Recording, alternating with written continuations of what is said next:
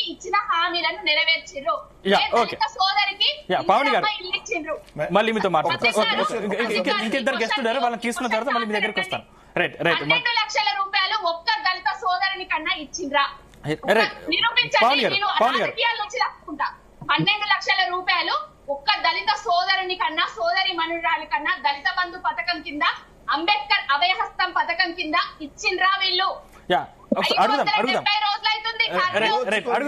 అడుగుదాం ఒక్క నిమిషం. పవన్ గారు, ఇంకిద్దరు గెస్ట్లు ఉన్నారు, వాళ్ళిద్దరు తీసుకుని మళ్ళీ మీ దగ్గరకు వస్తాను. రైట్. మనతో బీజేపీ నుంచి తరుణ్ రెడ్డి గారు, అదేవిధంగా డాక్టర్ జయరామ్ గారు అనలిస్ట్ జాయిన్ అయ్యారు. జయరామ్ గారు, good morning. Very good morning Sandeep. అంటే మొత్తం మీద మల్లికార్జున ఖర్గే గారు అసమ్మతి నేతలతో సమావేశమయ్యారు. దీంట్లో కొంతమంది నేతలు అలిగి వెళ్లిపోయినట్లు కూడా తెలుస్తుంది. మొత్తం మీద ఏం జరుగుతుందంటారు కాంగ్రెస్ పార్టీలో? మీకు ప్యానెల్లో ఉన్న మిత్రులకు, జీనిస్ ప్రేక్షకులకు నమస్కారం. అంటే ఇప్పుడు కాంగ్రెస్, బీజేపీ, బీఆర్ఎస్ కంటే కూడా ప్రజలకు సంబంధించిన అంశాల లోపల కీలకంగా ప్రజెంటేషన్ ఇవ్వాల్సిన బాధ్యత ప్రభుత్వానికి ఉంటుంది. సో నిలదీయాల్సిన బాధ్యత ప్రతిపక్షాలది ఉంటుంది.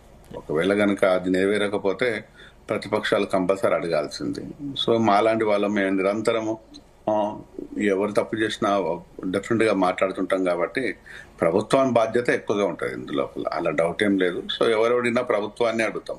ప్రభుత్వాన్ని అడగకుండా ప్రతిపక్షాన్ని అడిగితే పెద్ద ప్రయోజనాలు ఏమి ఉండవు కాబట్టి, సో ప్రభుత్వాలకు అర్థం కావాల్సింది ఏంటంటే ఏదైనా పని చేసేటప్పుడు, మాట్లాడేటప్పుడు జాగ్రత్తగా మాట్లాడాలి, త్వరగా పనులు చేయాలనేది కీలకం. కానీ ప్రభుత్వం వచ్చి ఇప్పటికీ 18 months అయిపోయింది, 2 సంవత్సరాలు కావస్తుంది. 2 సంవత్సరాల ఈ కాలం లోపల అత్యున్నతమైన కాలం ఈ డిస్కషన్లు, ఆ డిస్కషన్లు, చెప్పడాలు, బ్లేమ్ చేసుకోవటాలు, సో రాజకీయ అంశాలు మాట్లాడటం, రాజకీయాలు చేయటం, ఇదే సరిపోయింది.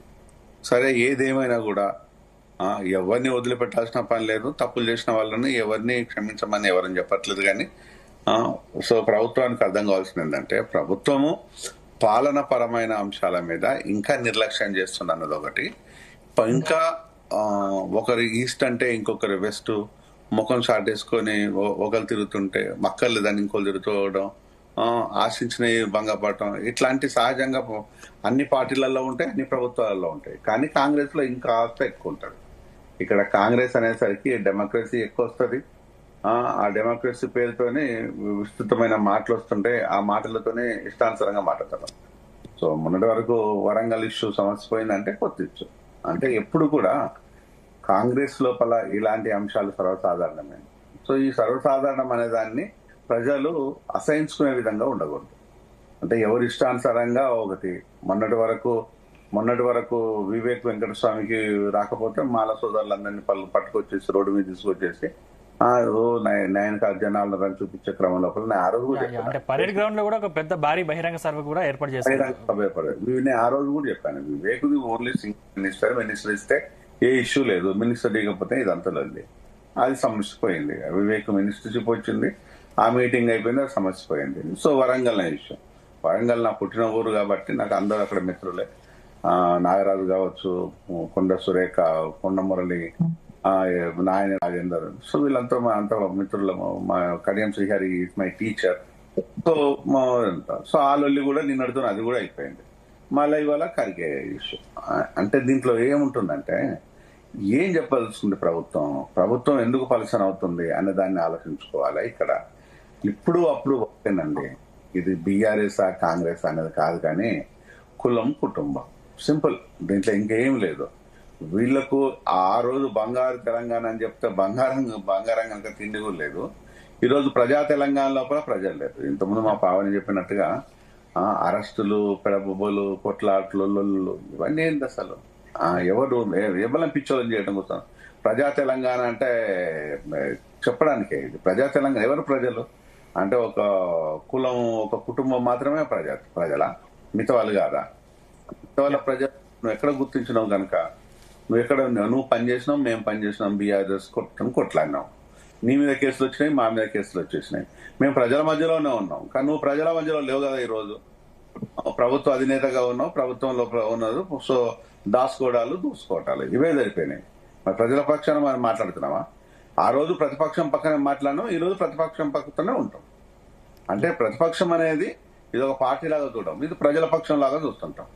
ప్రజల పక్షంలో ఆ రోజు ఉన్నాం, ఈ రోజు ఉన్నాం. అంటే ఈ రోజు ఎప్పుడు కూడా ప్రభుత్వం మీద ఉంది కదా అనే అహంకారంతో కళ్ళు నెత్తినెక్కితే ప్రజలు మళ్ళీ ఎక్కడ పెట్టాలో ప్రజలకు తెలుసు. ఎవరికి తెలిసినా తెలియకున్నా ప్రజలు అంత పిచ్చోళ్ళేం కాదు. ఇలా విద్యార్థులు ఉంటారు, మేధావులు ఉంటారు, నిరక్షరాస్యులు ఉంటారు, నిరుపేదలు ఉంటారు, అనేక మంది ఉంటారు. నేను ఇక మిగతా కులాలను మతాలను ప్రస్తావించను, కానీ ప్రజలంటే ప్రజల్లాగానే ఉంటారు. అంతేకాని ఇప్పటికైనా కూడా రేవంత్ రెడ్డి ప్రభుత్వం మీద కాన్సన్ట్రేషన్ చేయకపోతే జీవితంలో ప్రభుత్వంలోకి ఉండడు. పార్టీలు మారి పార్టీలలో జంపులు చేసి జంపు జిల్లాని లాగా ఉంటే తప్పితే జీవితం లోపల ప్రభుత్వంలోకి ఉండడు. ఆ విషయాన్ని గుర్తుపెట్టుకోవాలి. ఈ విషయాన్ని నేను ఒక మిత్రుడిగా శ్రేయోభిలాషిగా చెప్తున్నాను. డెఫినెట్ గా రేపు రానున్న రోజుల్లో బీజేపీ పుంజుకుంటారు, బీజేపీ పుంజుకుంటారు, అందులో డౌట్ ఏం లేదు. బీఆర్ఎస్ పుంజుకుంటారు, అందులో డౌట్ ఏం లేదు. ఇట్లుంటే మిగతా పార్టీ లోపల ఎందుకు రారు? అరే దరిద్రంగా కాకపోతే ఈ నాయకుడి కంటే గత నాయకుడే బెస్ట్, ఈ నాయకుడు అంటే కొత్త నాయకుడు బెస్ట్ అనే విధంగా ఇప్పుడు ప్రజలు ఓపెన్ గా మాట్లాడుతున్నారు. ప్రజలు ఓపెన్ గా మాట్లాడుతున్నారు.